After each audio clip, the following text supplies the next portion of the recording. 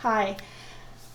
Today I wanted to attempt something which artists have a hard time doing, and that is to articulate some of the processes that are so natural to an artist who's been painting a long time that we forget to mention them to beginners. And I know when I was starting painting, there were certain things that I was having trouble with, and I couldn't find information on them, which was really frustrating to me. I just had to kind of figure it out on my own. So we're going to talk about that today. We're going to try to go over some of the things that you might be asking and having a hard time finding information on. Of course, now we have the internet and it's wonderful. That means I get to teach you guys and be in my home in frigid northern British Columbia.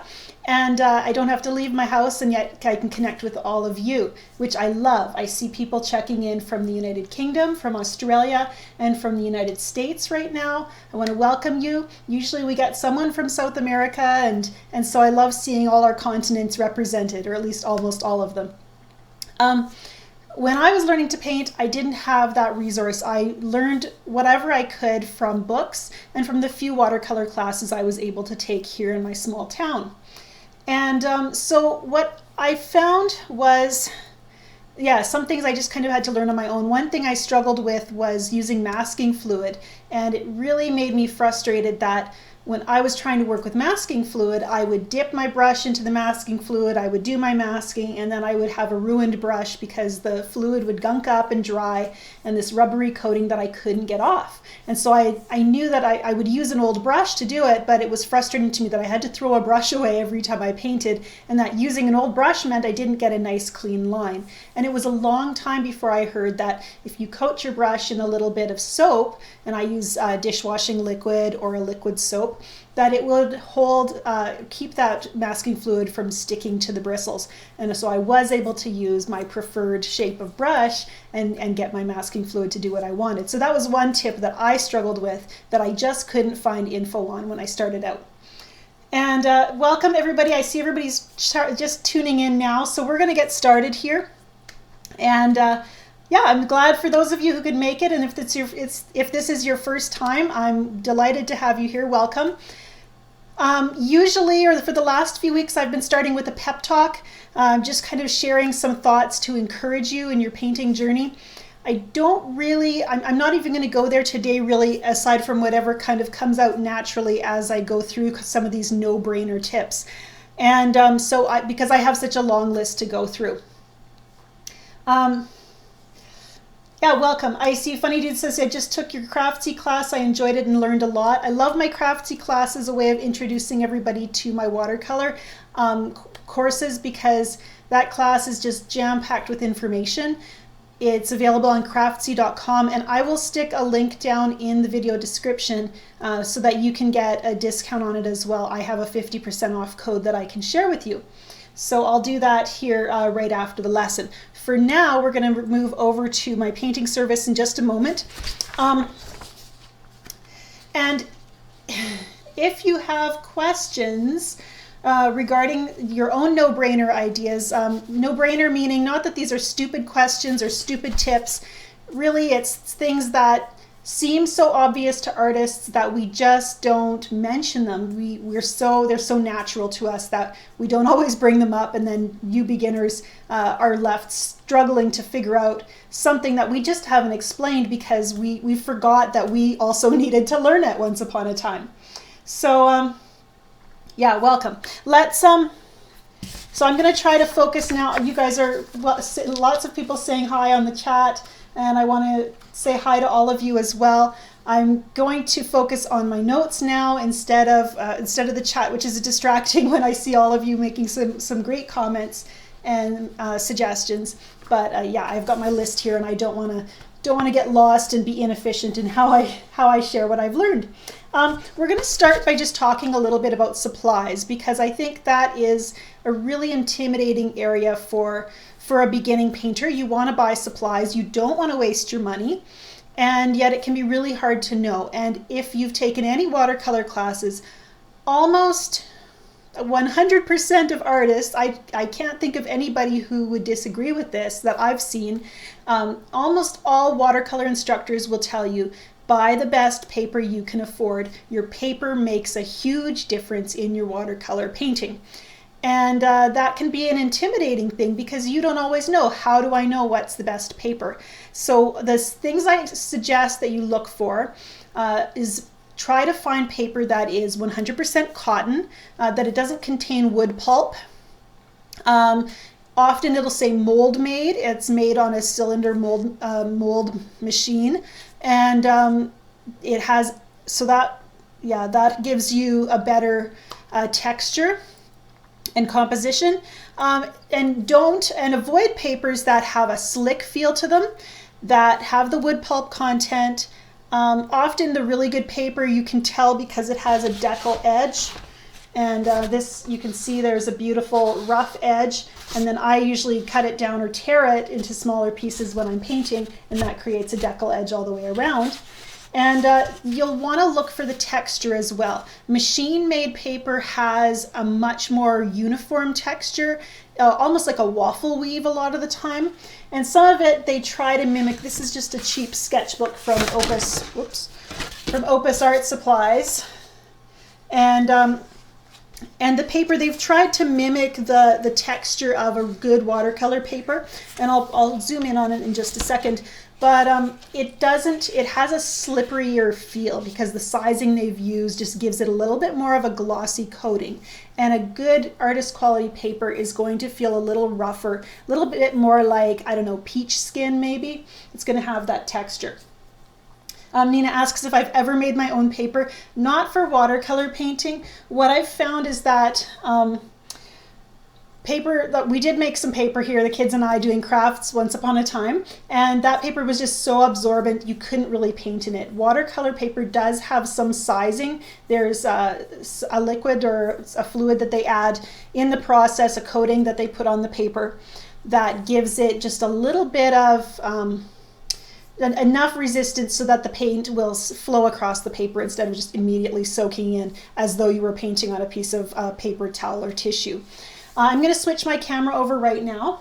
So we're down here at my work surface, and I'm going to start sharing some of my tips. So let's just get right into that. We were talking about paper, and this is my cheap paper from Opus Art Supplies. It's just one of their student grade sketchbooks, and it is nice to have a sketchbook that you can bring when you're traveling. But again, the paper has that slickness that just resists the water a little bit. It has just a kind of weird absorbency where over here you can see it's really buckled when I did add some water. It's kind of dented, and yet it's also puddling around the edges, so it just doesn't have the absorbency, the even absorbency that I love from my artist quality paper. I encourage you to look for paper that is 100% cotton, that it's mold made, and yeah, generally if you're paying more, it's probably the better stuff. I haven't very often found cheap paper that performs well. And my feeling is if you're gonna paint, use the best quality paper you can afford, even when you're just doing sketches, because if you're most of the time painting on cheap paper and then switch over to artist quality for your serious paintings, what happens is you're going to develop strategies for working with the cheap paper that you don't need, and when you move over to the artist quality paper, those strategies that you use to combat and make your paintings kind of work on the cheaper paper, they aren't necessary, and you'll be having to develop two different ways of working with paint. So use the same paper all the time, and that will give you that consistency in your methods. The other thing you'll hear often is people talking about stretching their paper. And you can see I just have scraps of paper here today. And what they mean is artists traditionally would stretch their watercolor paper. They would wet the whole paper, soak it in the bathtub, and then tape it down to a board and let it dry. And as it dried, the paper, which was all buckled from the moisture, would tighten and create this nice surface for them to paint on. Stretching, from my understanding, from the research I've done, is not necessary with today's modern watercolor paper. You can tape it to your board to help minimize the buckling, but you do not need to soak it and let it dry the way we used to do. And that's nice for people like me who just want to start painting. You have that freedom to do to just stick it on your board, and I don't even necessarily tape it down and just start painting rather than spending that time doing prep. And if I can avoid spending excess time in prep, I'm really happy. Appreciate you guys sharing your opinions on paper quality. It's always good to hear what different people use. Not all the brands I like are available in different parts of the country and different parts of the world. So feel free to share what you find to be a good artist quality paper. Now we're going to move into talking about paint. And the first thing I always tell a beginning class is my watercolor palette does not contain white or black. And the reason for that is the white of the paper is your white. Watercolor is transparent, so in order to create lighter colors, we just add water. And I can take a really dark color like my violet over here. And but just by adding water over here to what I've already put on the page, or just use a really wet brush and grab a tiny bit of color, and I can lighten that color to almost perfectly, to very, very pale shades of violet. And so I don't need white when I can lighten my colors just by adding water. And if you're lightening your color, if you have a red, for example, and you're trying to get a pink, and you're adding water and it's still just not really pink, then that's not really an issue of needing to add white. That's an issue of needing to change your base color. A tomatoey, vibrant, bright red, I'm just trying to find a clean one here, is not going to make the same true pink that a magenta will. And you can add water to either one of those and you'll get a different kind of pink. So the one will be maybe more of a salmon coral color, true pink. So that's why we don't use white. We don't really need it. We want to use our paper as our white. When I'm painting and I have something that's pure white in my image, I just don't put paint in that spot. And I don't use black. And this can be a really hard thing for artists who see black. I've kind of stopped this whole range of other colors, beautiful, rich, with maybe you get this much. I'm happy with it's almost black, and so that's really beautiful. And the deal is with black in watercolor is that people, whenever an artist uses black, and this is really a matter of personal preference, because I can say, oh, never use black, never use white, and you might feel a little squashed by that, like I'm criticizing your methods, and I'm not. I want you to know why artists don't use black, but I don't want you to feel like that you have to follow that rule or you won't be respected. It's good as a beginner to learn the rules so that you can decide whether or not you want to break them, if that makes sense. So here's another beautiful dark that I just mixed. This is using my ultramarine blue, and I used a little bit of perylene red and a little bit of quinacridone gold because I didn't have an orange in my palette. And by mixing those two colors, I get this beautiful blue dark. It's kind of a blue-based dark, and it's very much like Payne's Gray. We use mixed blacks. We mix dark colors that aren't quite black, but they're very dark. And we do that as watercolorists because when I see black in a painting, it's kind of like a punch in the face. That's not really the right way to put it. It's the first thing I see. The black, because true black absorbs light, it looks very flat and dull to me. And these colors have more complexity and more richness. They kind of glow just a little bit more than using a true black in my painting. So I find that whenever you're using a pure black or a white paint, it's the first thing you're going to see in a painting that is otherwise glowing, translucent watercolor. So that's why I avoid using black in my paintings and much prefer to mix my own rich, dark colors. Again, that's a matter of personal preference. I do have a little bit of black watercolor paint, and every now and then I pull it out for an effect. But I'll often mix it with one of these other colors just to make it a little more rich and interesting. Leslie's asking about gouache. I'm not going to cover that today, although I think it would be interesting to explore in a future lesson. I am going to talk right now about tubes and pans, and I have this little palette here, and I'm sure you're wondering about it. And I'm not even sure what size these pans are because this is just one of those really tiny watercolor palettes that fits in my hand. This is actually a little travel brush. And you can see I haven't done much with this. I'm going to bring it with me when we go on holidays next week and give it a whirl when we're in the States traveling. But you know, it's just pretty tiny, so it's hard to use. I wouldn't use it in my studio. But these are watercolor pans. They're pigment that you buy in advance. It's already in the little squares and it's dry. They're ready to be used. Most of the time, I buy my watercolor in tubes. And I had to do a little bit of research to figure this out. Are tubes and pans the same kind of paint? Can you and should you just squeeze your paint into your palette and use it from the tube? And of course, you already know that I do that. But you know, why is it the right thing to do, and why not? Why or why not? And a very large percentage of watercolor artists do this. We squeeze our paint into our palette and let it dry. Other watercolorists will use tube paint, but they'll use it fresh and squeeze out a little fresh every time. I'm not sure how they do that because I always have at least a little bit of paint left over, just like this over here, if I'm using it fresh, and then it dries up anyhow and I'll just use it dry. So I'm not sure how they do that if they don't want to use it all up. The other thing you'll notice is watercolor paint comes in these little tubes, and if you're comparing it to acrylic or oil paints, their tubes are going to be at least twice as big most of the time if you're buying tube paints. They come in much larger quantities, and the reason for that is we use less watercolor because we are actually painting with water. We're mixing this paint. It's supposed to be liquid and not pasty or sticky the way acrylic or oil paint is. But going back, tubes versus pans. Apart from Winsor & Newton, which is, as far as I know, the one exception, tube and pan paints from a manufacturer are exactly the same. The tube paint or the pan is just dry. The other thing I had to do a little more research to find out was how much paint are you getting when you buy a pan or a half pan of paint. And generally they come in half pans is the most common. I'm not sure what this size is. It might even be a quarter pan. It's pretty tiny.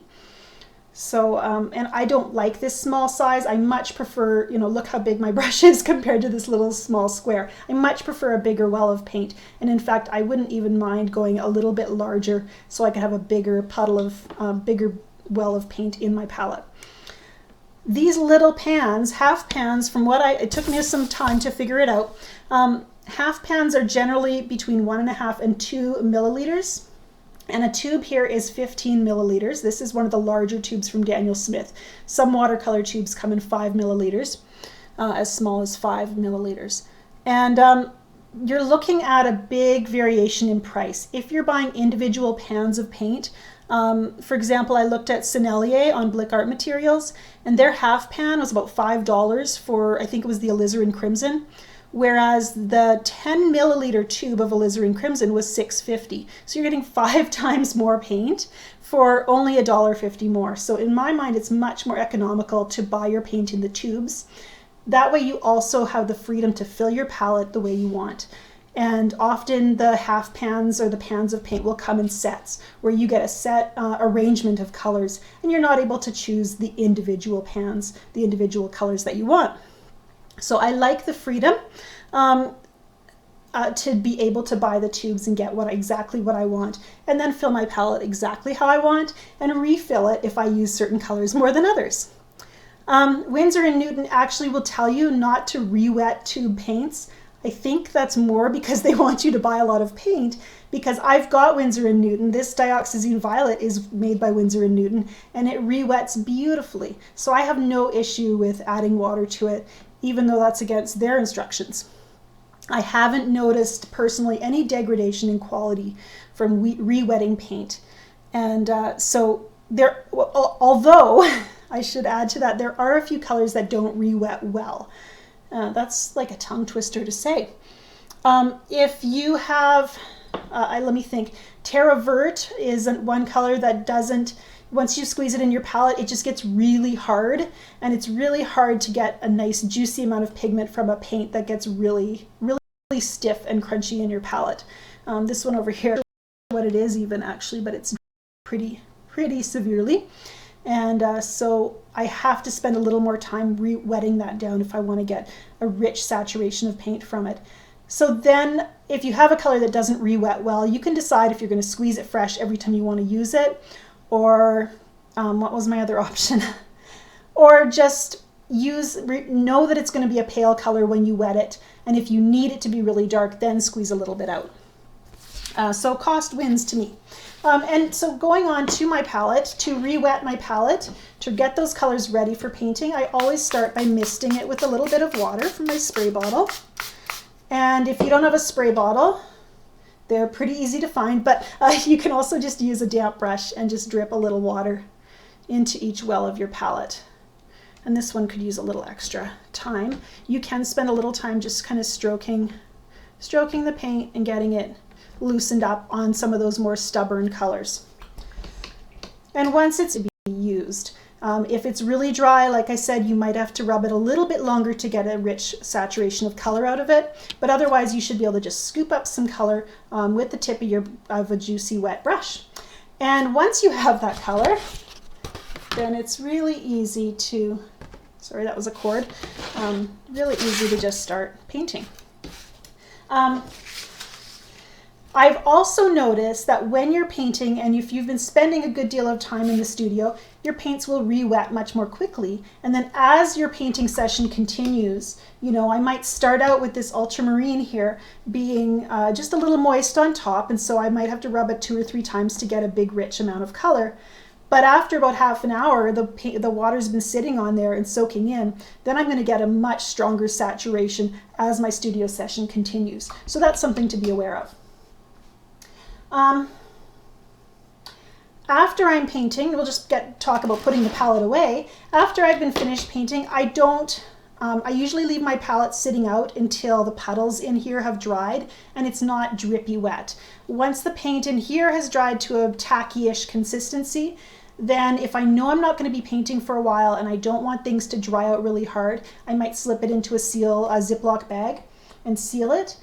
If you're at a studio, like if you're traveling to paint, this is one thing that's always been a challenge because, you know, the palette, if you don't have a lid for your palette, and even if you do, the moist paint could run while you're traveling if you're, you know, carrying your palette and you're trying to get it from one place to another. And you can get a huge mess from that. So what I've found out is this Glad press and seal wrap. It's not like cling wrap, it's got a sticky coating on one side that sticks really well to plastic. And so I like to use this when I'm traveling, and if I don't have that time to let my palette dry, I just put the press and seal on. I can run my hand right over all these little barriers between each color, and it will seal in between each color, so each well in my palette is separate. And then I don't have to worry nearly as much about those colors running and splashing around and contaminating each other. So that's a really nice tool to have available at your grocery store. If you live in a country where things mold easily, you might need to let your palette dry out a bit more, and you might need to develop some strategies for avoiding that. Here in my very dry climate, mold is not something I worry about. Okay, moving on.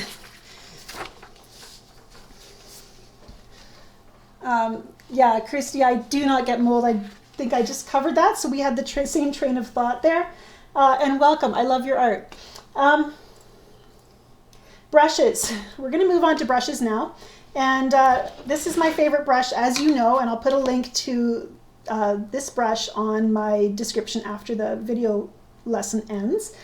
This is my Escoda Versatile number 10 Rigger.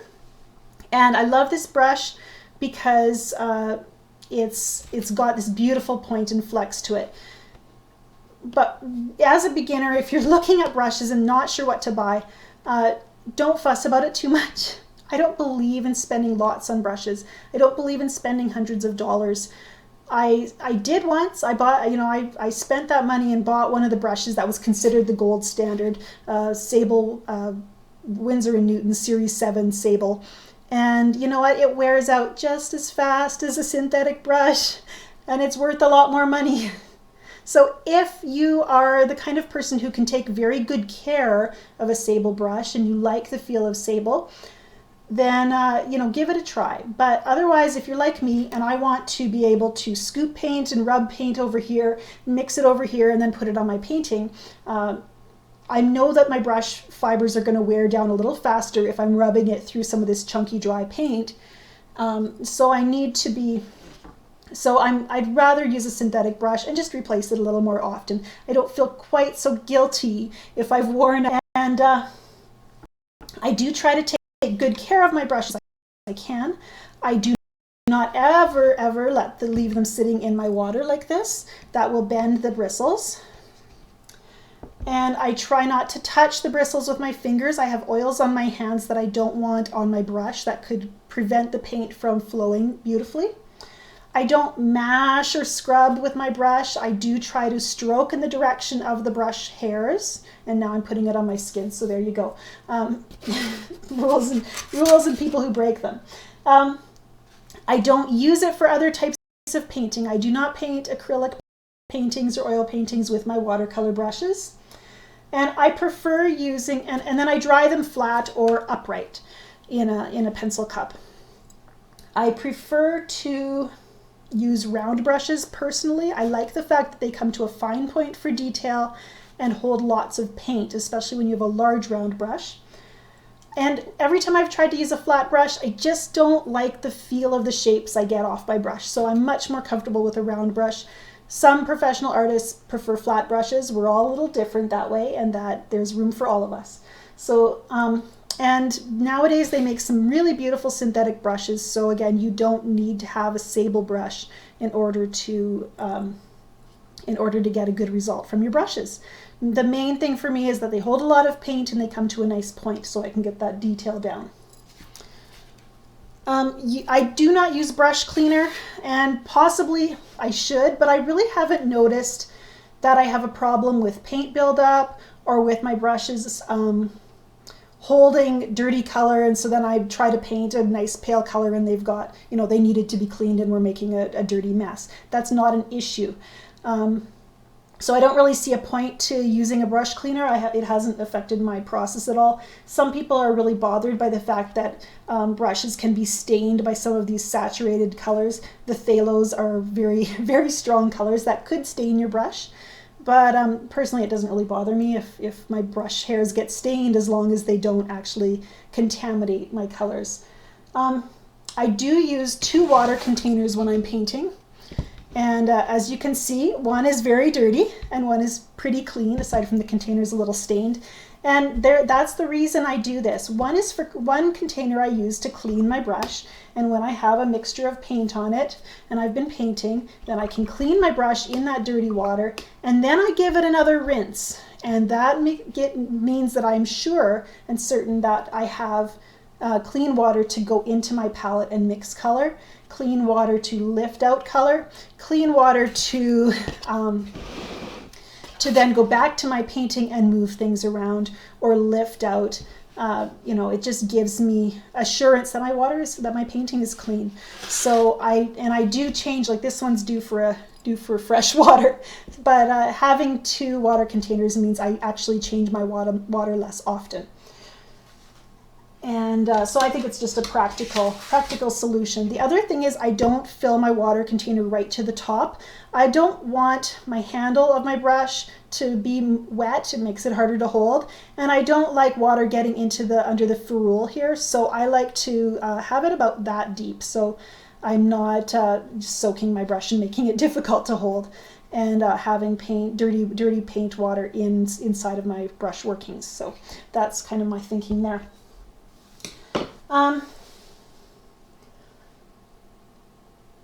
Taking a look at my notes here. Sorry, I have another sheet of brief glance at the chat, so if you're asking questions, I might see them. Yeah, I do see Joe's commenting that acrylic brushes do need a more thorough washing. One reason I like watercolor, the cleanup is just so easy and fast.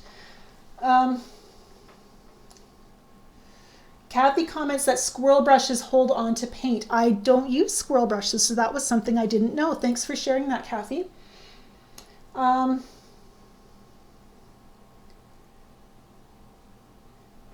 like like hearing everybody's comments, and you're perfectly welcome to disagree with Joe. I don't think he'll be too offended. You guys are sharing your information, which I think is so valuable. When we talk about this stuff, we learn so much, even if we don't always agree. And actually, by disagreeing, we can show that there's not only one way to do things. And that might give you a little more courage to be experimental, because I hate hearing that a new artist was discouraged by, a more experienced artist saying, oh no, you can never do it that way. So, okay, this is my favorite part of today's lesson, and I can't wait to share it with you. It's different things you can do with paint, aside from just putting it on the paper. And I think sometimes when you're new to painting, that's what you think. You think, well, I'm going to paint. I'm going to take my paint and I'm going to put it on the paper and then fill that area. And then I'll be done. So here it is. And so you have painted your thing, and then you move on to painting the next thing and filling it in. And it's kind of like coloring book. You're filling in all the blanks. But there's so much more you guys can do, and so I want to encourage you to do it. There's one thing you can do is you can add a new color into that wet wash and let it mix organically. That's one of my favorite things to do. In fact, I'm going to add 2 new colors. Add a little bit of green as well as the magenta. Why not? And you can let them mix organically. And this is why I don't use a blow dryer or a heat dryer in drying my paper when in between washes. This color, as long as it's wet, it's going to be changing. And so I'm going to give it time to change and let it do its thing organically. So I'm partnering with the paper. I'm going to give it its time to do its thing. Another thing you can do, and actually I should make a bunch of these little squares because we're going to need them. There, we'll put that one down there. And here's where I really need an assistant because I forgot something that I should have brought along for today's lesson, but that's okay. I'll just tell you about it instead. Okay, so here I have some squares. So you can drop in color like I mentioned. You can lift out color, and then to do that I would blot my brush on this very dirty paper towel. And when it's blotted and it doesn't have much moisture in it, it's going to act like a sponge. So I can lift out some color, or you can use a paper towel to lift out color. And that gives me, instead of a flat blue square, I have a blue square with some texture and different little variations in value, which is quite interesting. As it starts to dry, you might want to drip in some water. And when it's starting to be dry and the water is mostly absorbed, when you add a little drop or 2 of liquid, it's going to create a bloom. And I think, if we're patient, the bloom will do its thing and we'll see a beautiful edge in there. You can sprinkle salt on a juicy wash to create texture, and that's the item I forgot and didn't bring.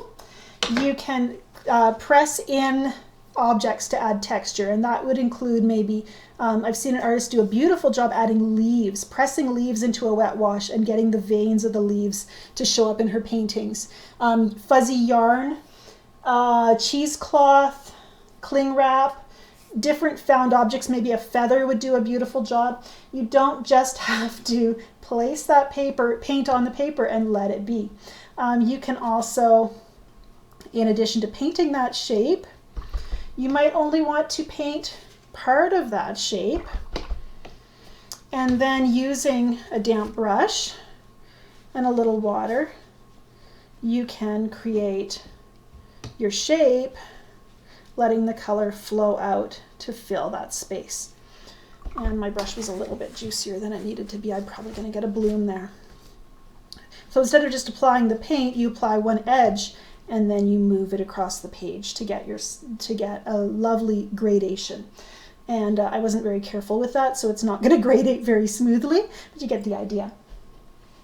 Oh, I just lost my screen.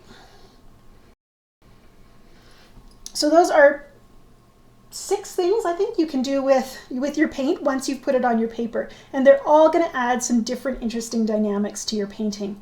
So yeah, don't just leave your paint there. Look at it and see, what could I do to make this more interesting.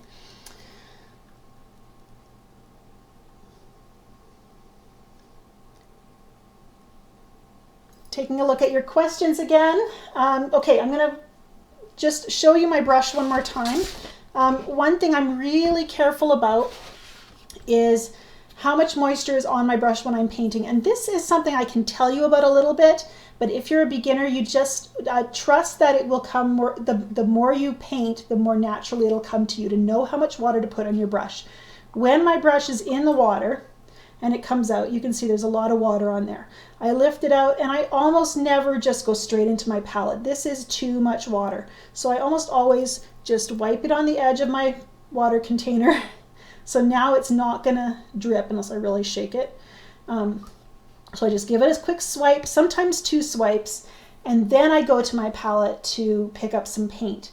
How much water I have to remove from my brush is going to depend on whether or not I'm going to a really juicy well in my palette or one that's quite dry. This one over here is fairly dry, so I'd want to have more water on my brush. So I can't tell you exactly how much water to use because it changes no matter, depending on what you're doing. If I have a big puddle of paint over here that's quite liquid, then again, I'm going to want to have less water on my brush when I go to pick up some of that paint. In fact, I might want to dry my brush or just blot it on a paper towel so that I can pick up, so I can pick up a lot of this color without lightening it with the water that's already on my brush. So I pay attention to how moist my brush is. That's going to be affected by what I'm doing with my brush at the time, where I'm going into my palette or what I'm doing on my paper. These blooms that we talked about, and I'm going to make a little puddle here so we can talk about blooms. And I do address this in a lot of my classes. When I'm painting, you can see right now this is very liquid. You can see that it's a puddle and things are flowing. The more moisture you have, the more the color is free to flow and move. As color starts to dry, it's less free to move. There's going to be less movement from your paint. And if you decide as it's drying and it's getting to that stage where it's not really moving anymore, the paint has soaked in and it's kind of got to me it looks like a damp paper towel. If you go into that with a wet brush, and here I'm just waiting for it to start to dry and be absorbed a little bit. If you go into it with a juicy brush that's much wetter than what's already on here, you're going to be adding an imbalance of water, and adding that imbalance of water is what creates these blooms. The new water is very, like I said, very free to move, or it's new water or paint, and so it will push against what's already on there. It'll kind of soak in a little bit, but it'll also want to move and spread, and so that's where those little blooms are created, in that imbalance, that new color that's very juicy and wants to flow. Let's see if we can do it now. And so if you're adding fresh color to a wash, you want to do it when things are quite moist, so that they are free to flow together instead of one color flowing and the other one wanting to stay put. And you want to be very careful that you introduce fresh water very gradually so that it doesn't create that imbalance. You have to trick your paper, and sometimes what I'll do is, if it's starting to dry like this and I really feel like I need to add something new, I completely and layer a thin layer of that color that I wanted to add after it's dried, or I will moisten the whole thing again and re-wet it and then add my new color. Because trying to add a new color just to one part of it while it's almost dry is going to for sure create that bloom. It's that imbalance that creates those blooms. I think that's pretty much my list and really all my time for today. Like I said, there's a lot to share, and I could be sharing so much more. There's all these little things that we pay attention to in watercolor as we react to what's happening on our paper. And learning those reactions and that good decision making in painting, it takes time and practice, but you can feel confident that you'll do it, that you'll master that as you practice your paintings. I want to also let you know Oh, your guys' comments are great. I'm looking forward to reading through them. I want you to know that my newest online course, Tropical Holiday, which is focused on painting kind of beachy themed stuff and tropical flowers. The price on that, it was a special introductory offer, and that price will be going up on March 13th. So I want to encourage you, if you were thinking about taking that course, snag it before that price goes up. It will be going up to $49 US from $39, and there is a Canadian pricing rate there as well. And the other thing I want to tell you about, I'm really excited. I'm working on an addition to my landscape course. I have a course on my website at learn.angelafehr.com called Creating Simple Landscapes in Watercolor. I'm adding to that course a special bonus bundle. It's a complete watercolor course on its own, and I started working on this course and I thought, I didn't want to sell it as a separate thing. I wanted to add it to this existing landscape course. And I got really excited about doing that because that means that the 470 people who are already enrolled in that course get free and brand new content. And those of you who want to purchase that course and haven't, you have a new motivation to do so. So I'll be adding that new bundle. I'm really hoping to get it done this week. I'm so close. I'm really excited about what it shares. That new landscape bundle will be focused on using your own reference photos to make better landscape paintings. So I'm excited to see that come together. I'm going to take a look at your questions here. And so let's just take a look and hope I don't, there we go. Hope I don't lose you as I switch my camera over. Hopefully I can get it to work this time. And I do want to take a look too at the chat so I can address any questions that I've missed here. Okay. Heather, you asked me about my courses, which one you should start with.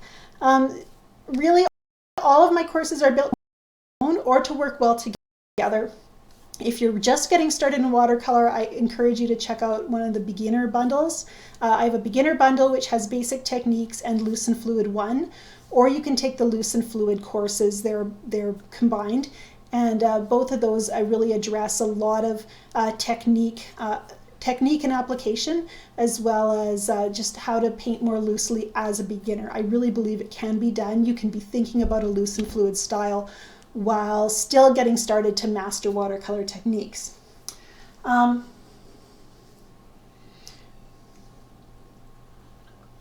Sorry, I'm drawing out. Joe, you're asking about the quinacridone gold. I would have to research because I'm not sure. I saw a comment on my Facebook page regarding the changes to quinacridone gold. I know nothing about it, and I'm not actually sure I care. Basically, I use colors because I think they're pretty and I don't really care what they're made of. So if it changes, I'll probably just adapt some of my painting techniques to work with a new changed color. But at this point, I use both quinacridone gold and quinacridone deep gold, and I love them both. Thank you, Joe, for helping out with the chat today. I really appreciate that, and I know you guys are just on fire over there, sharing comments and your own input and insights. If you have questions I haven't addressed yet, you have a couple seconds to ask them again, and I'm just going to quickly try to look along here.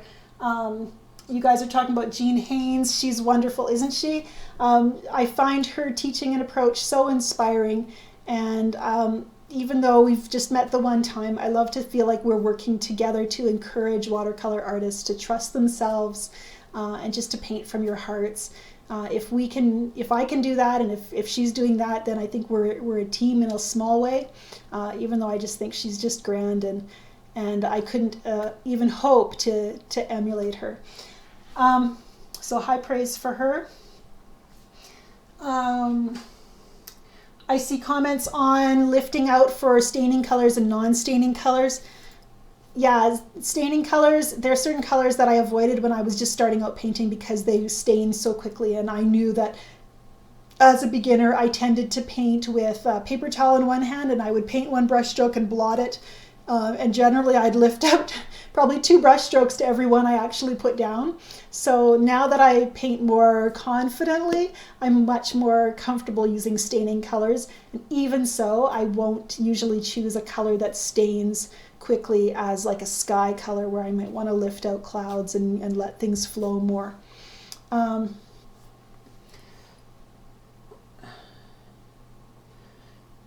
Wayne says, if you have a paint that hardly granulates, how do you successfully lift it? Wayne, I think you're talking about staining colors. And one tool that you can use, and I didn't address it today, is a magic eraser. It's a microfiber scrubber that personally I get it at my grocery store. It's a cleaning product, but it doesn't actually, it's got microfibers in the scrubber. You want to make sure you get the one that doesn't have soap included. And you can use that to lift color almost back to pure white without really damaging your paper. It kind of operates on the same principle as buffing out a scratch in your car. You use like a micro polisher to smooth out the paint without actually leaving, damaging or making, I don't know. I'm getting technical now, and that's good enough. Tiffany comments on asking about table easels. I don't use a table easel because I think it would probably hold my painting more upright than I need. Generally, what I like to do is just prop my painting board on like a piece of masking tape or a couple of books if I need it a little bit higher, a roll of masking tape. I'll just prop it up an inch or 2, and that is often all I need to have just a little bit of gravity working for me and letting things flow.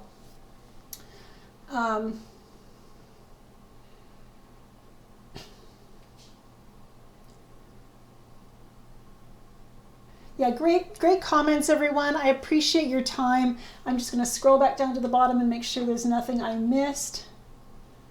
Velma asks, when I rinse out my brush, do I just swish it in the water or do I rub it on the bottom of my cup? That is a good question. Most of the time I do actually touch the bottom of my container. That little bit of pressure just pushes any pigment that has migrated up to this part of my brush. It'll just push that pigment out. So yeah, pressing it to the bottom just gently will get those little bits of paint out.